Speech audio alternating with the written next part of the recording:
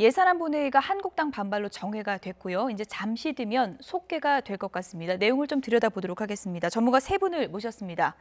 김병민 경희대학교 개건교수, 이종훈 정치평론가, 그리고 양지열 변호사 나오셨습니다. 어서 오세요. 안녕하세요. 안녕하세요. 네, 이종훈 평론가님. 네. 오늘 이게 표결하면 무난히 이제 통과될 거다 이렇게 생각을 했는데 변수가 등장했습니다. 한국당 의원들이 지금 집단으로 반발을 했습니다. 네, 조금 전에 굉장히 긴박하다라고 그렇게 말씀하셨는데요. 저는 별로 그렇게 긴박해 보이질 않더라고요. 그렇습니까? 예, 그러니까 자유한국당 의원들이 정말 절박해서 저렇게 항의를 하고 하는 그런 느낌이 별로 전해지지가 않더라고요. 그러니까 이것도 역시 이제 여당 하다가 갑자기 야당 하니까 야당 체질화가 좀 덜 된 그런 측면도 없잖아 있을 것 같고, 그리고 본인들도 아마 알 겁니다. 이게 너무 때늦은 그런 항의라고 하는 것을 좀 이미 알고 있는 상황이기 때문에 어떻게 보면 오늘 그 본회의 처리 자체를 이거 막을 수가 없는 상황이잖아요. 그런 것을 이제 이미 알고 있는 상황에서 어떻게 보면 그러니까 본인들을 지지하는 세력들을 향해서 우리가 최선을 노력을 다하고 있다라는 것을 보여주는 뭐 그런 의미 이상의 의미는 없다. 그래서 그런지 몰라도 뭐 그렇게까지 항의가 격렬하지는 않았다라고 저는 생각을 하고요.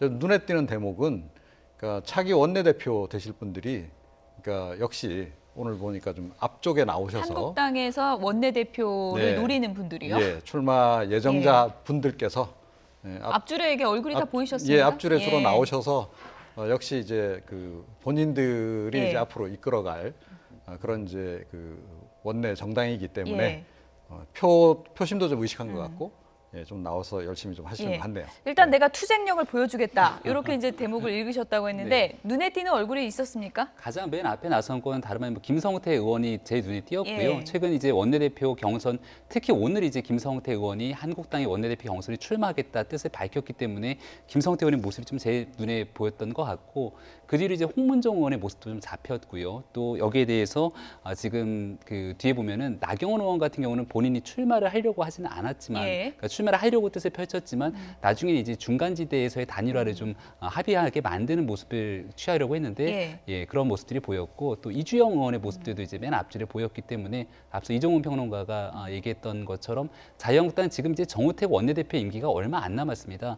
실제로 향후에 원내대표가 이제 누가 이러한 상황을 이끌어가게 될지에 대한 모습들도 좀 지켜볼 수 있는 대목이 일부 연출된 것 같습니다. 예, 어쨌든 정세균 국회의장하고 한국당 의원들하고 막 고성이 오갔는데 많은 분들이 좀 이해가 안 갈 것도 같아요. 어제 3당 원내대표가 웃으면서 합의문 들고 사진 찍었잖아요. 그렇게 되면 정우택 원내대표 서명한 건 어떻게 되는 겁니까? 그러니까 그게 의원총회에서 의원들의 동의 없이 이뤄진 거라서 무효라는 식으로 자유한국당 의원들은 얘기를 하고 있거든요. 원래 그런 건가요?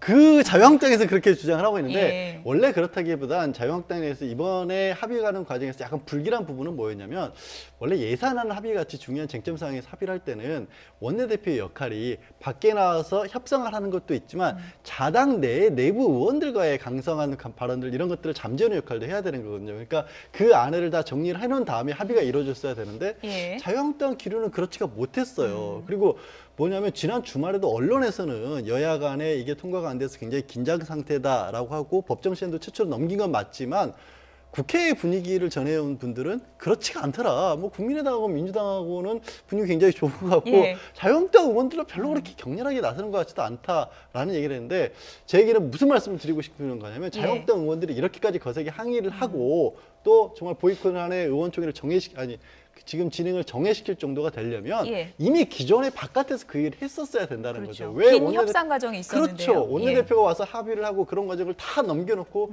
이제 와서 사실은 이러고 있다 그대로 넘겨주는 모양새 되면 우리가 너무 보기에 민망해지는 게 아니냐라는 생각을 뒤늦게 하는 것 같아요. 나름 저렇게 항의했는데 두 분 모두 좀 투쟁력을 너무 좀 낮게 보시는 것 같아서 한국당 의원들이 좀 힘 빠진 소리가 아닐까 그런 생각도 드는데, 조금 전에 정세균 국회의장과 한국당 의원들 고성이 오간 모습 다시 한번 좀 보시죠. 1시부터 개의를 했지 않습니까? 그때도 여러분들이 안 들어오셨고 그 이후에 쭉 의원총회를 하실 시간이 아침 11시부터 밤 9시까지면 몇 시입니까? 밤 10시에 시작했으니까 11시간 동안 여러분들이 시간을 가지신 거 아니에요? 아이, 그건 명분 없는 얘기예요. 자, 아니 아침 11시부터 지금까지 11시간 동안 의원총회를 하셨지 않습니까? 11시간 동안 11시부터 개의를 했지 않습니까? 예.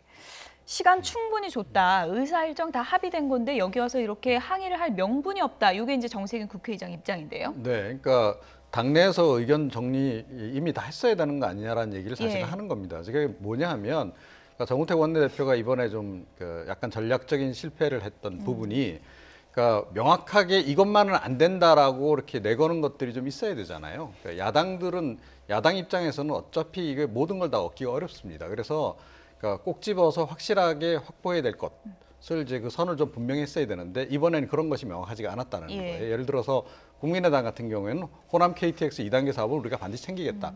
이런 목표가 있었다는 거죠. 예. 자, 그런 목표가 좀 있었어야 되는 거고 그리고 그 목표가 잘 달성이 안 됐을 때 사실은 의원총회를 미리 열었어야 되는 거죠. 그래서 이 합의가 이 정도까지 지금 이제 협상이 진행이 됐는데 예. 이대로 가도 좋겠는가를 의원들에게 계속 물어보는 절차를 몇 차례 가졌더라면 예.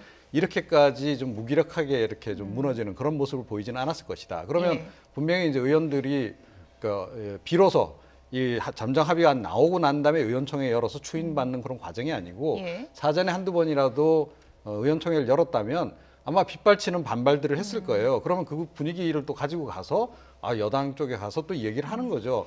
우리 당내에서 지금 굉장히 격앙돼 있다. 그러니까 뭔가 좀 우리가 요구하는 것을 좀 들어달라라고 이런 식의 이게 협상 전략이라고 볼 수 있는 건데 예. 그런 부분들이 이번 같은 경우에는 좀 생략이 된 것 같아요. 그러니까 정우택 원내대표가 본인 어떤 주관하에 자기 임기 말이기도 하고 마무리를 그냥 확실하게 자기 선에서 끝내겠다라는 생각을 했던 것 같은데 그게 오히려 결과적으로 좀 예. 그 불리하게 된 상황을 지금 초래했다 이렇게 생각을 합니다. 네, 이제 한 몇 분 뒤 11시쯤에 이제 본회의가 속개가 되는데 한국당이 어떤 입장을 갖고 들어올지 이 부분을 좀 지켜볼 대목인데 한국당 의총에서 정우택 원내대표 책임론까지 거론됐고요. 임기가 지금 일주일밖에 안 남았는데 사퇴해라 이런 얘기까지 나왔다 그래요. 그만큼 한국당 내에서 의원들이 받아들이기 힘든 부분이 있다라는 예. 거고요. 정우택 원내대표 임기가 15일입니다. 그러니까 예. 진짜 얼마 남지 않는 상황이기 때문에 여기에 대해서 의원들의 격한 반응들이 어느 정도까지인지를 좀 볼 수 있는 거고 사실 의원들 입장 특히 한국당에서는 실기란 부분이 분명히 있습니다. 그러니까 예를 들어서 지금 더불어민주당과 정부가 추진하고자 하는 예산안에 특히나 보수적인 유권자들이 바라봤을 때 도저히 받아들이기 어려운 부분 쟁점들이 분명히 존재합니다. 그렇다면 12월 2일이라고 하는 법정 시한이 도래되기 전까지 2+2+2 회의를 했거든요. 그러니까 예. 여야에 대한 교섭단체들이 모여서 원내대표와 그 정책위 의장이 다 같이 모인 자리에서 총 9가지의 쟁점 예산안을 가지고 합의하는 과정들이 있었습니다. 그때 이 상황에서 만약에 국민의당이 설득이 되지 않아서 더불어민주당과 함께 예산이 통과되는 과정에 이르렀다면 예. 국민의당을 대상으로 설득하는 과정을 거칠 수도 있는 거고요. 교섭단체가 아니기 때문에 들어오진 못했지만 여기에 대해서 강하게 동조하고 있는 바른정당과의 협상안을 통해서 함께 공조할 수 있는 방안도 있었을 겁니다. 더 나아가서 마지막 방안은 필리버스터를 통해서 합법적 의사진행 방해를 할 수 있는 방법도 있었는데 지금 그럼 이제 와서 필리버스터 하면 되지 않겠냐라는 의견이 있지만 법상으로 불가합니다. 왜냐하면 예산안이 통과될 수 있는 법정 시한 이전에 필리버스터를 신청해야 되기 때문에 그렇군요. 이미 시한이 지나서 필리버스터를 예. 할 수도 없는 거예요. 그러니까 지금 할 수 있는 게 아무것도 없는 거네요. 아무것도 없는 거죠. 예. 그러니까 자유한국당 입장에서는 쓸 수 있는 여러 가지 카드가 있었음에도 불구하고 이미 12월 2일에 대한 법정 기한이 지나고 난 뒤에 정우택 원내대표가 합의를 좀 이루고 난 과정 이후로는 도저히 손을 쓸 수 없는 지경에 이르렀기 때문에 지금 11시 본회의가 속개된다고 한들 한국당 입장에서 마땅한 이 묘책을 찾기는 예. 어려울 거다는 생각이 듭니다. 지금 저 본회의장 상황을 가만히 보니까 바른정당이 참 난감한 상황일 것 같습니다. 예, 그러니까 그렇습니다. 예산안에 분명히 반대는 하는데 한국당과 같이 항의하고 싶지는 않고 애매한 상황인 것 같은데요. 더군다나 이제 국민의당과의 통합 논의에서 어떻게든 정책연대 같은 걸 통해서 발을 맞춰가고 싶었는데 모양새를 보니까 자유한국당만 패싱을 해버린 게 아니라 그렇죠. 바른정당 입장에서도 봤을 때 우리도 빼놓고 합의를 한 것처럼 예. 보이는 거거든요. 또 더 얘기를 할 수가 있겠지만은 이제 국민의당과 민주당 사이에서 예산안 말고 다른 얘기들도 오갔다는 것까지 보도가 예. 이루어지면서 유승민 대표 본인도 굉장히 크게 반발하고 있고, 근데 사실 바른정당도 그렇고요, 자유한국당도 그렇고 마찬가지로 이 부분에서 크게 명분이 없어 보이는 게 지금 민주당 같은 경우에는 대표적인 거로 아동복지와 관련해서 10% 상위 계층은 떼놓고 수당을 지급한다라는 부분이 나오면서 보편적 복지와 관련해서는 우리는 상징성을 잃어버렸다. 그러니까 예. 살점이 뜯기는 심정으로 이거를 허용을 예. 한다라는 식으로 사실 여권에서 많이 내줬다라고 생각을 하고 있거든요. 근데 그거를 정호택 원내대표가 본인이 자기 당에 가서 그걸 설득하는 걸 실패해버린 거예요. 예. 어찌 보면 두 가지겠죠. 잠깐 지적하신 것처럼 임기가 얼마 남지도 않았다는 부분도 있고, 임기가 많이 남았다고 했다 할지라도 자유한국당 내부가 그렇게 원내대표 한 사람이 뭔가 정돈해서 이 의견을 끌어낼 수 있는 그런 분위기인가? 예. 그것도 안 된다는 거예요. 지금 지적하신 바른정당 같은 경우 더더군다나 그렇죠. 9명이 뭐 11명의 의원들이 있긴 하지만 예. 지금 신경 쓰는 부분은 그런 부분이 아니거든요. 당장 이제 국회에 들어가서 원내대표와 함께 합의해도 당장 처음 못 들어가게 된 거 아니겠습니까? 예. 그런 부분을 절실하게 느끼고 있는 상황에서 나중에 일은 벌어지고 나서 보니까 뒤통수 맞은 것 같은 예. 기분이지만 막상 자신들도 할 일을 제대로 못 해버렸다라는 예. 그 두 가지가 다 겹쳐서 이제 와서라도 뭔가 항의라도 보여주고 싶긴 하지만 정말 아까 정세균 의장이 딱 그랬지 않습니까? 명분 없습니다. 명분이 없어요. 예. 이번 합의 과정에서 이른바 뭐 국민의당 김동철 원내대표의 본색은 무엇인가? 어느 편이냐? 이런 의문이 제기된 게 장제원 한국당 대변인이 오늘 밝혔지만 국민의당과 민주당 간에 이면 합의가 있었다. 이런 야합이 있었다. 이런 의혹을 제기하지 않았습니까? 네, 그러니까 이제 그 개헌 관련한 내용, 그다음에 이제 선거구제 관련한 예. 내용, 뭐 그런 것은 사실은 이제 예산안하고 직접 관련이 없는 내용인데 그런 것과 관련해서 서로 뭔가 합의를 한 거 아니냐라고 이제 추정을 하는 거죠. 그러니까 SNS상으로 이제 이 원내대표 박홍근 원내대표가 이제 예. 국민의당 권은희 의원에게 문자 보낸 그 내용을 예. 이제 근거로 해서 이제 그런 이제 문제 제기를 하고 있는 건데, 그러니까 예산안 관련해서 꼭 예산 관련한 사안들만 서로 또 연결하냐면 그렇지도 않잖아요. 그러니까 실제로 또 이 예. 그 자유한국당 같은 경우에 바로 저 논란의 이제 문자죠. 네, 저게 그겁니다. 카메라에 포착된 거 아니겠습니까? 그렇습니다. 근데 제가 보니까 이게 또 완성된 안도 아니고요. 그러니까 예. 서로 이렇게 하면 어떻겠느냐라는 정도로 의견을 주고받는 그런 과정이었던 것 같고, 예. 그러니까 이런 정도의 그 예산안을 이제 매개로 한 다른 어떤 그 추가 협상들은 사실은 정치권에서 많이 이루어지는 일들이기도 하고, 그렇기 때문에 이걸 가지고 사실은 뭐 그 밀실 야합이다 이런 식으로 몰고 가긴 좀 어려울 것이다라고 다른 봐요. 내용으로도 이렇게 뭐 일종의 거래라고 할까요? 이런 게 이루어집니까? 연계를 잘 하잖아요. 그러니까 예. 사실은 자유한국당도 홍종학 그 장관 같은 경우에 이제 임명 강행하고 나서 이렇게 되면 예산안하고 연계를 안 할 수가 없다라고 언급을 하기도 했었고, 그러니까 예. 이런 일이 잦은 것은 아니나 선거를 앞두고는 보통 이렇게 선거법 개정 관련한 협상을 이렇게 예산안하고 연계하는 경우가 가끔 예. 간혹 있습니다. 그러니까 이게 이제 보통 이제 표면적으로 알려지지 않아서 그렇지 그랬다라고 이제 본다면, 예. 이번 같은 경우에도 이제 그 부분을 이제 자유한국당 쪽에서 집중적으로 문제 제기를 하는 건데, 그러니까 그거 역시 그렇게 이렇게 설득력이 있지는 않다 이렇게 생각을 합니다. 어쨌든 오늘 한국당이 저렇게 흥분하는 데는 이런 뭐 밀십 야합 의혹에 대해서 한국당이 상당히 좀 흥분한 부분도 있는데요. 장제원 대변인 얘기를 한번 좀 들어보시죠. 민주당과 국민의당 간에 내년도 예산안을 둘러싸고 추악한 뒷거래가 있었다는 사실이 박홍근 민주당 수석부대표의 카톡 사진에 의해 사실로 드러났습니다. 국회의 막중한 책무인 예산안 심의와는 아무런 상관이 없는 선거구제 개편과 같은 정당 간의 이해득실을 서로 주고받은 밀실 야합을 했습니다. 이것이 문재인 대통령이 말하는 정의로운 정치이고 이것이 안철수 대표가 말하는 새 정치입니까? 국민의당에 경고합니다.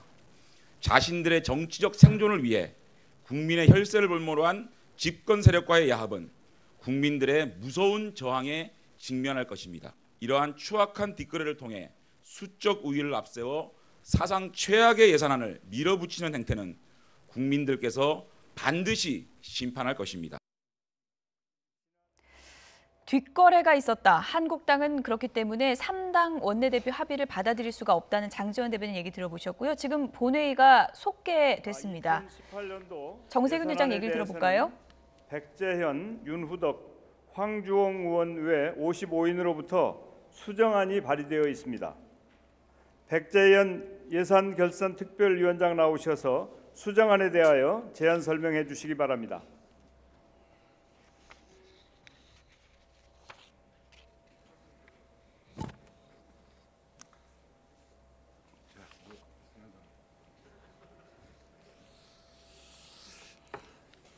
존경하는 정세균 기자님, 그리고 선배 동료 의원 여러분, 이낙연 국무총리를 비롯한 국무위원 여러분, 예산결산 특별위원회 위원장 백재현 의원입니다.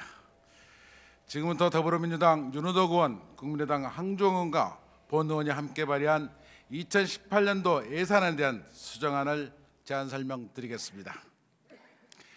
예산결산 특별위원회는 11월 3일 예산안 공청회를 시작으로 6차례에 걸쳐 종합정책 질의와 부별 심사를 실시하는 한편 예산안 등 조정소위원회 및 2개의 소소위원회를 구성하여 국민의 세금이 최대한 효율적으로 사용될 수 있도록 주말도 밤낮된 채 밤늦은 시간까지 예산안 심사에 진력해 왔습니다.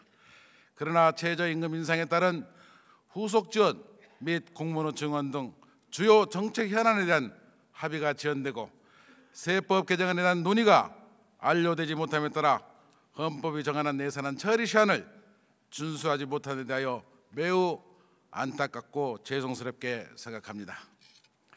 다만 우리 위원회에서는 내년도 예산이 우리 경제에 새로운 동력을 이끌어내고 노인, 장애인, 저소득층 등 사회적 약자를 배려하는 역할을 다할 수 있도록 심도 있는 논의를 계속 진행해 왔으며 예결위 심사 결과와 여야 간에 논의된 사항을 반영하여 예산에 대한 수정안을 제안하게 되었습니다. 동수정안은 주요 내용을 말씀드리면 정부가 제출한 2018년도 예산안 및 기금운용 계획안은 총 지출 428조 9,714억 원에 대하여 4조 3,251억 원을 감액하고 4조 1,877억 원을 증액함으로써 전체적으로는 1,375억 원을 순감액했습니다. 총 지출 중 기금을 제외한 예산안 규모는 295조 414억 원으로 2조 1,930억 원을 감액하고 3조 3,883억 원을 증액하여 총 1조 1,954억 원을 순증액하였습니다. 감액 사업의 경우 상임위원회의 심사 결과를 최대한 존중하였으며 집행 가능성을 낮은 사업, 사업 계획이 미흡한 사업, 시급성이 떨어지는 사업 등을 감액하여 한정된 재원을 효율적 활용을 도모하였습니다. 한편 증액 사업의 경우에는 어려운 재정 여건 등을 감안하여 감액 범위 내에서 증액 재원을 충당하되 사회 경제적 약자를 지원하고 일자리 창출 및 국민 안전 관련 예산을 우선적으로 반영하였습니다. 수정된 주요 사항을 말씀드리면 최근 지진 발생과 관련한 국민의 불안감을 덜어드리기 위하여 지진 예측 능력을 강화하고 지진 대비 인프라를 확충하고 내진 보강 관련 예산을 874억을 증액하고 지진, 태풍 등에 취약한 수리시설을 개보수하는 예산도 500억 원을 확대 편성하였습니다. 둘째, 장애인의 복지 향상을 위해 장애인 활동 지원 예산과 장애인 거주시설 운영 지원의 비용을 각각 190억 원과 90억 원을 증액하고 노인의 생활 여건 개선을 위하여 경로당 냉난방비와 양곡비 지원 예산 321억 원을 반영했습니다. 셋째, 국민의 주거환경 개선을 위하여 노후 공공임대주택 시설 개선 비용을 300억 원을 반영하고 임차인 보호를 위한 임대차 동계 시스템 구축 비용도 43억 원을 증액하였습니다. 넷째, 민간 가정 어린이집 등에 대한 기본 보육료 지원을 확대하기 위하여 영유아 보육료 지원 금액 912억 원을 추가 반영하였으며 다섯째, 환경 인프라를 강화하는 차원에서 하수 관로 장비 및 하수 처리장 확충 예산을 각각 90억 원과 87억 원을 증액하였습니다. 이러한 내용 등을 담은 동수정안에 대해서 서민과 취약계층의 삶의 질 제고에 보탬이 되고 우리 사회 곳곳에 새로운 활력과 온기를 불어넣을 수 있을 것으로 기대합니다. 기타 자세한 내용은 단말기 회의 자료를 참고해 주시고 예산결산 특별위원회 심사 결과 및 여야 간의 논의 결과를 반영하여 제안된 수정안대로 의결해 주실 것을 간곡히 요청드립니다. 감사합니다.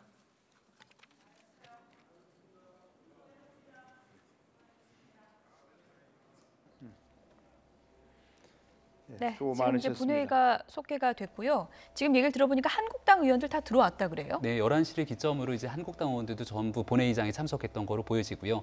현재로서는 한국당에서 선택할 수 있는 입장이 마땅치가 않을 겁니다. 일단은 예. 본회의 자체를 거부할 수 없는 상황이기 때문에 지금 이 예산안에 대해서 결국은 반대 토론 형태로서 나서서 합법적인 범위 내에서 어떻게 이제 얘기를 주장하는지를 좀 볼 수 있지 않을까 생각이 되고요.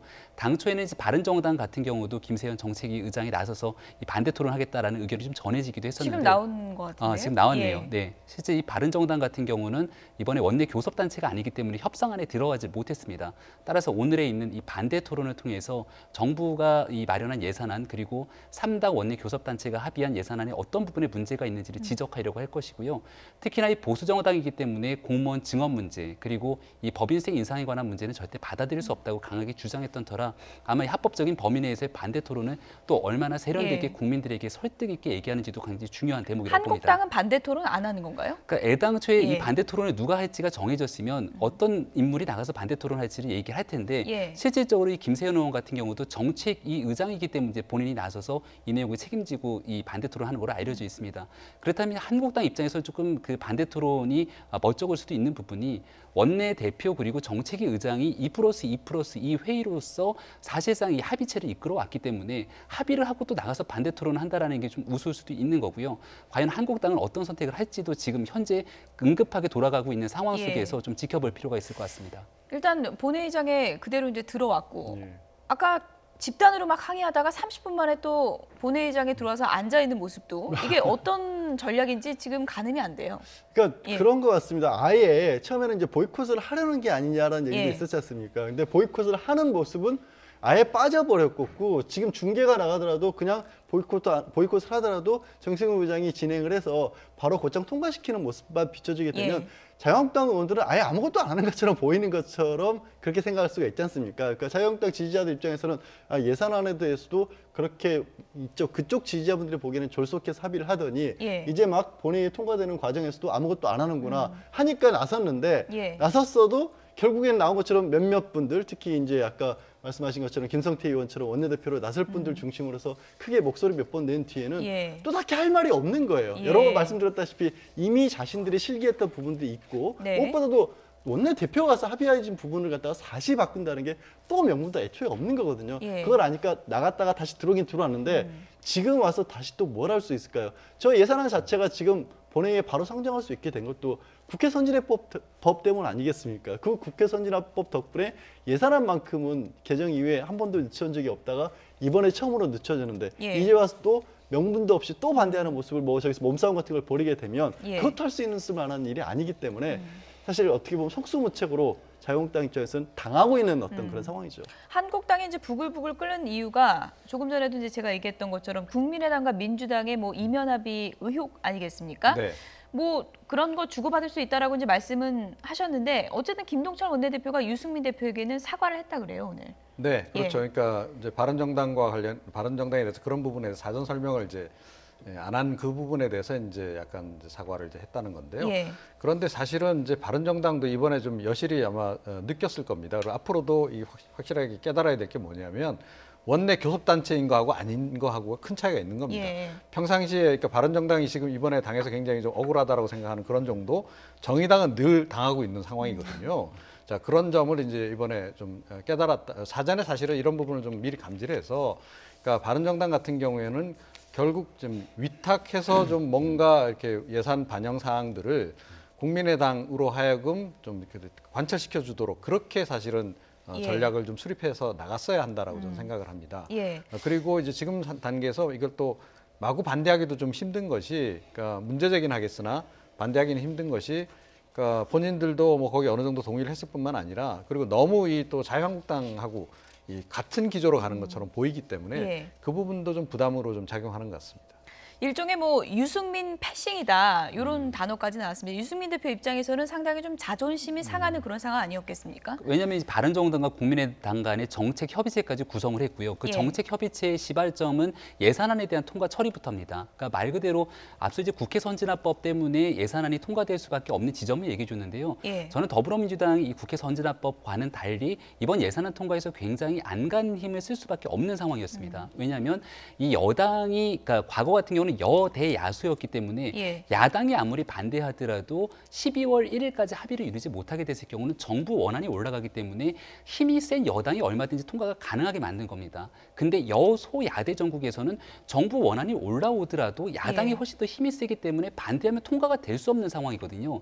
그렇다면 그렇기 때문에 국민의당이 캐스팅 보터로서의 역할이 훨씬 더 중요할 수밖에 없었고, 만약에 국민의당이 더불어민주당과 손을 잡지 않고 자유한국당과 바른정당과 손을 잡음으로 인해서 공무원 증원 문제라든지 그리고 최저임금 인상에 따른 일자리 지원 그 금액에 관한 문제 등에 대해서 강력하게 브레이크를 걸 수 있었음에도 불구하고 사실은 거의 대다수가 더불어민주당과 정부가 만들어낸 안에 예. 동조라는 모습을 보였기 때문에 여기에 대한 이제 국민의당의 문제 제기가 아마 예. 바른정당 그리고 이 보수정당에서 있을 수밖에 없는 거고, 저는 앞서 이제 유승민 패싱을 얘기하셨는데 예. 실질적으로 국민의당 내부에서는 안철수 패싱에 대한 얘기도 나옵니다. 아, 그렇습니까? 그러니까 이게 무슨 말인고 하니 예. 김동철 원내대표 원내 인사들 중심으로 민주당과 같이 힘을 합치는 모습을 보였는데 예. 최근에 들어서 이제 안철수 대표는 강하게 바른정당과의 통합을 주장하고 있는 상황 속에서 이게 별로 좋은 긍정적인 시그널로 보이지는 않을 거거든요. 특히나 여기에 대해서 이런 예산안 합의 과정들이 과연 안철수 대표와 논의가 됐는가, 이런 얘기들을 뒤집어 볼 때는 국민의당 내에 있는 기류도 상당히 다른 쪽으로 좀 움직이고 있는 것이 아닌가, 이렇게 분석도 가능한 예. 것 같습니다. 그래서 안철수 대표가 그리고 있는 통합의 큰 그림이 있잖아요. 정책연대, 선거연대 통합으로 가는 건데 지금 정책연대부터 막힌 거 아닙니까? 막혔죠. 예. 그리고 국민의당에 대해서 이번 예산안 통과 과정에서 가장 실익을 많이 챙겼다는 분석들을 하고 있지 않습니까? 예. 그러니까 민주당과 어느 정도 공조가 이루어졌던 가장 큰 계기가 이제 무안공항에 KTX가 지나간다든가 아니면 호남 지역의 SOC 사업 같은 데 투자를 많이 이뤄냈다는 건데 예. 국민의당 내부에서 안철수 대표와 계속해서 각을 이루고 있는 건 결국 호남 쪽 의원들입니다. 그렇죠. 그러니까 호남 쪽에 선물 보따리가 가버린 거예요. 호남 의원들 목소리가 커질 수밖에 없는 그렇죠. 상황이 됐고, 아까 이제 장재원 이 얘기 나오죠. 장재원 지금 자유한국당 대변인이 굉장히 강력하게 박홍근 의원하고 권인희 국민의당 의원하고 주고받은 이제 문자 메시지, 예. 카카오 SNS 메시지를 가지고 굉장히 크게 비난하는 것에 나오는 거 보면 중대선거구제 개편 얘기 같은 것들이 예. 들어있습니다. 근데 중대선거구제를 한다는 얘기는 다른 게 아니라 제일 많은 표를 받은 분과 또 차석쯤이 같이 당선이 될 수 있다는 건데, 그게 되면 국민의당이 누가 유리해지나요? 결국 호남 의원들이 유리해질 수 있는 거거든요. 그러니까 호남 의원들이 어떻게 보면 크게 반발을 못했던 이유 중에 하나가 예. 지금 선거구제에서는 뛰쳐나가도 민주당이 가서 자리를 얻기가 어렵기 때문에 예. 어떻게든 그냥 국민의당 틀 내에 머물면서 기존 지역구를 지켜야 되는데 예. 만약에 민주당에서 중대선거구제를 합의를 해줘 버리면 국민의당 내부에 남아있고 민주당과 합의를 하면서도 이 자신의 자리도 지킬 수 있는 것이 예. 되거든요. 근데 그렇게 돼버리면 안철수 대표는 정말 할 얘기가 없어지는 거죠. 예. 어떻게 보면 그 세력을 죽이는 표현이 좀 과했군요. 하여튼 예. 좀 약해야 되는데 그게 안 되는 상황이 될 수 있기 때문에 예. 조금 전에 김병민 교수가 지적하신 부분 같이 안철수 패싱까지도 이어질 수 있는 상황이 되고 있는 거죠. 예. 그렇게 되면 통합의 두 주역인 안철수 패싱에 유승민 패싱까지 이루어지면 이게 뭐 어디로 가나 이런 생각도 드는데, 안철수 대표 입장에서는 참 답답한 게 최명길 의원이 네.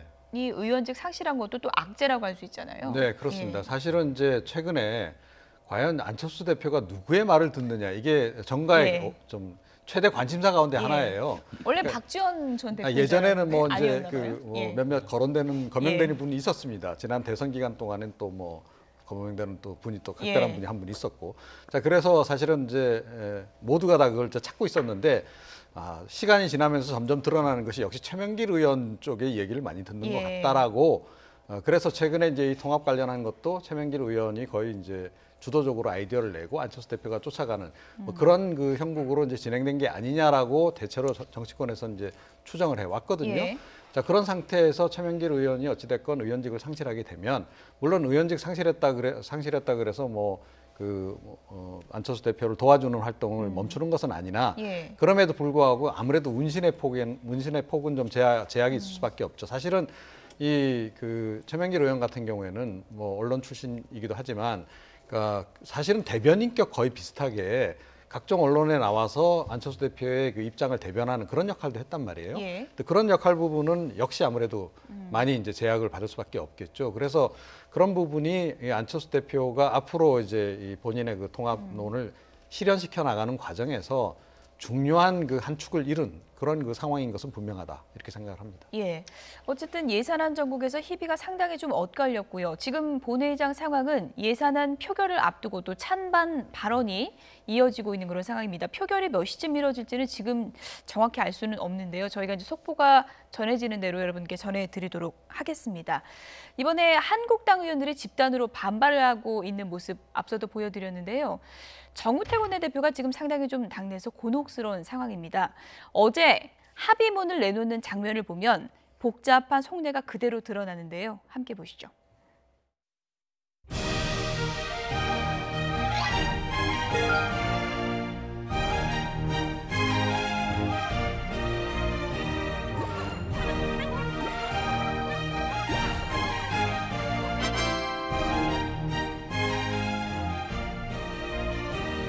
법인세는 최고 세율 25% 적용 과세 표준 구간을 3천억 원 이상으로 조정하고 모태펀드 등 중소기업 지원을 위한 세출 예산을 1,000억 원 이상 증액한다.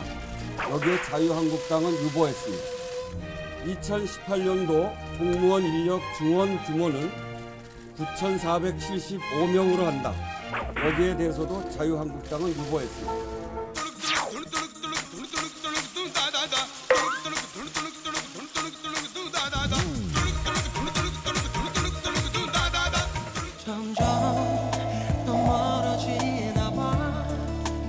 이 합의문에 두 가지 조항에 대해서 공무원 수와 법인세 문제에 대해서는 이 합의문에 동의를 하지 못한 거죠. 그렇기 때문에 유보를 한 것입니다. 저희들로서는 공무원 수 문제, 법인세 인상 문제에 대해서 합의를 저희들은 분명히 반대했다는 점을 제가 다시 말씀드리고, 이따 본회의장 표결에서 법인세 문제는 표결이 있을 것입니다. 거기에 따라서 우리는 반대 의사를 분명히 밝히면 될 것이고요.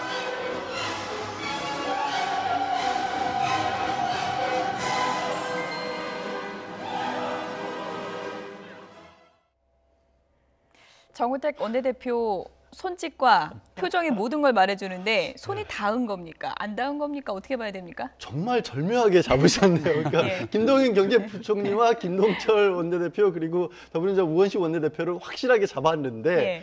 제가 이쪽에 의사에 동참한 이 자리에는 동참을 하지만 나는 저 합의에는 유보를 했다라는 예. 걸 딱 저 몸짓으로 보여주고 있는 거 아니겠습니까? 그런데요.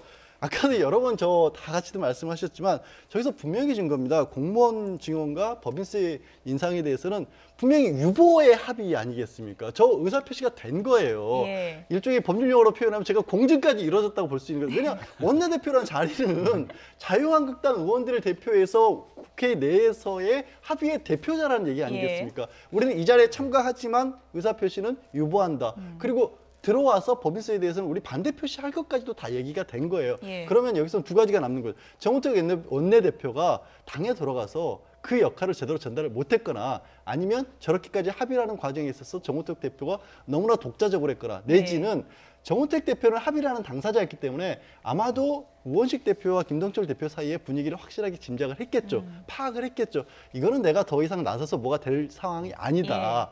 그랬으면 거기서 당에 반대하는 목소리를 자제시키고 어떻게 보면 달래주는 역할을 원내대표로서 했어야 되는데 그 역할을 해내지 못한 거죠. 근데 또 탓하기도 어려운 게 이제 열흘밖에 안 남았는데 거기 가서 가뜩이나 사정이 복잡한 자유한국당 내부에서 무슨 얘기를 얼마만큼이나 또 설득을 할 수 있었겠습니까?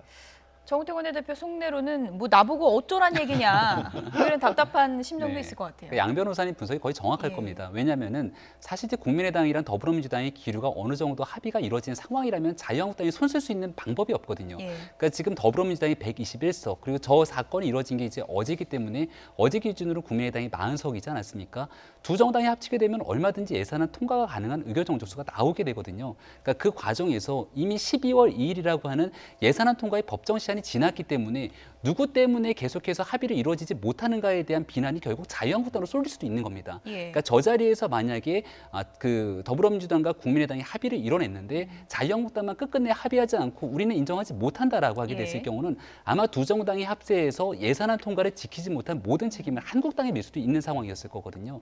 그러니까 정우택 원내대표 입장에서는 본인이 할 수 있는 최대한의 가치는 두 가지 분명하게 반대하는 것에 대한 유보 표시를 하는 거였다라고 이제 볼 수 있는 건데 그럼에도 불구하고 여기에 이제 보게 되면은 최저임금 인상에 따른 그 일자리 안정자금 지원 문제에 대한 부분이라든지 조금 더 문제 제기를 충분히 할 수 있었던 사안들이 있는 건데 거기에 대해서 보수 정당의 대표로 나가서 충분하게 그러한 얘기들에 대한 문제 제기를 못했다라고 볼 수 있기 때문에 결국은 한국당 내에 있는 의원들과 제대로 소통하지 못했던 원내 지도부에게 어느 정도 비난의 화살이 돌아갈 수밖에 없는 형국인 것 같습니다. 어쨌든 뭐 한국당 입장에서는 정우택 원내대표가 협상장에서 참 쓸쓸한 회군을 해야 됐던 그런 일이었고 그리고 이제 의총에서 오늘 상당히 좀 비난이 쏟아지기도 했는데요. 오늘 이제 표결 결과가 어떻게 나올지는 잠시 뒤에 속보가 전해지는 대로 지금 의원들의 좀 토론이 길어지고 있는 것 같은데요. 표결 속보는 전해지는 대로 전해드리겠습니다. 한국당 얘기를 계속 좀 해보도록 하겠습니다. 원내에는 없는 분이죠. 홍준표 대표가 오늘 관훈클럽 토론에 참석을 했습니다. 홍준표 대표 최근에 불거진 막말 논란에 대해서 질문이 쏟아졌는데요. 이 부분에 대해서 어떤 얘기를 했는지 함께 들어보시죠. 홍 대표께서도 말씀하셨던 것처럼 품격에 조금 문제가 있는 것 아니냐라고 하는 지적이 당 안에서도 나오고 있습니다. 제가 어떤 말을 했는데 품격이 없다고 하는지 내가 이해가 잘 안 되는지 한번 지적해 보시죠. 암 고름덩어리 이런. 암 고름덩어리. 예. 암이 보통 명사 아니에요. 그런데 이제 고름덩어리가 보통 명사 아니에요. 예, 당내 특정 이사를 겨냥해서 한 말 아니냐, 특정 대파를 겨냥해서 한 말 아니냐 이런 얘기가 있지 않습니까? 암덩어리가 맞죠. 그런데 암덩어리를 갖다가 뭐라고 표현을 하는 게 좋겠습니까?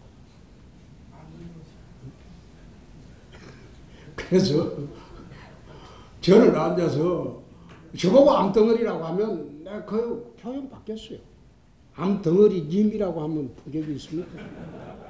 본인은 품격이 얼마나 있는지는 모르지만은 얼마나 품격 있는 말만 하고 다니는지 모르지만은 내가 참 어이가 없다. 근데 사람은 본질을 숨기면 내 본질이 그거밖에 되지 않습니다. 그러니까 본질을 숨기면 죽을 때가 되었을 때 본질을 숨기는 겁니다. 그래서 아직 죽을 때는 되지 않았다. 제가 이렇게 듣다 보니까 설득을 당하는 듯한 그런 또 생각도 드는데 뭐 암덩어리가 보통 명사는 맞잖아요. 그러니까 홍준표 대표의 어법의 특징이 그래요. 그러니까 굉장히 막말인데 그러니까 약간 설득력이 좀 있는 듯한 그래서 막 듣다 보면 이렇게 감염이 되는 그렇게 이제 화법을 좀 구사하는데 논리적으로 약간 좀 안 맞는 부분들이 꽤 있죠. 사실은 오늘 이제 품격 얘기하면서 노무현 전 대통령 얘기도 막 하고 그러니까 품격 논란이 있었던 게 나뿐만 아닌데 왜 하필 나만 가지고 자꾸 품격 얘기를 하느냐라고 얘기를 하셨어요. 그런데 얼마 전에 청년들하고 그 아무 말 대잔치 하셨잖아요. 그렇죠. 오늘은 정말 제가 보기엔 기자들하고 아무 말 대잔치를 하신 것 같아요. 그러니까 아무리 그래도 저 관훈 토론이라고 하는 것이 그래도 국내에서는 최고의 그 언론인 단체들과 갖는 사실은 뭐 정치인들로서는 굉장히 좀 주목을 많이 받기도 하고 또 언론 쪽에서도 그만큼 또 비중을 많이 두고 있는 나름 품격 있는 그런 자리인데 거기서 오늘 하신 발언들 오늘 지금 보니까 이 방송에서 지금 이제 그 컷에서 보여준 내용은 그나마 품격 있는 내용을 보여주신 거고요. 이거 이외에 상당히 사실은 좀 그 막말성에 가까운 얘기들을 오늘도 많이 쏟아내셨거든요. 아무리 그러니까 품격하고 나하고는 상관없는 사람이다. 나는 본질이 그렇지 않다라고 생각하시더라도 이제 좀 바꾸시는 게 좋겠다. 그러니까 국민 정신 건강을 위해서라도 좀 제발 그래 주시라. 그리고 이 청소년들 교육을 위해서라도 좀 그 야당 대표로서 좀 품격을 최소한의 품격은 좀 지켜주셨으면 하는 그런 바람입니다. 참고로 오늘 홍준표 대표 생일이라고 그럽니다. 오늘 좀 좋은 말도 하나 좀 하면 어떨까 싶긴 한데 물론 막말 논란, 품격 논란 불거지는 거 사실은 고칠 부분이 있다는 것도 많은 부분이 이제 동일하시겠지만 이것이 어떻게 보면은 하나의 좀 정치적 수사 표현력 이런 면으로도 볼 수 있지 않을까요? 홍 어떻게 보십니까? 대표의 전략이라고 저는 생각이 강하게 됩니다. 왜냐하면 홍준표 대표가 사실 경남지사로 있으면서 중앙정치에 전혀 주목을 받지 못했던 상황이었는데 2심 재판에서 무죄를 선고받고 난 뒤에 바로 이제 꺼냈던 말이 양박이라는 용어를 꺼냅니다.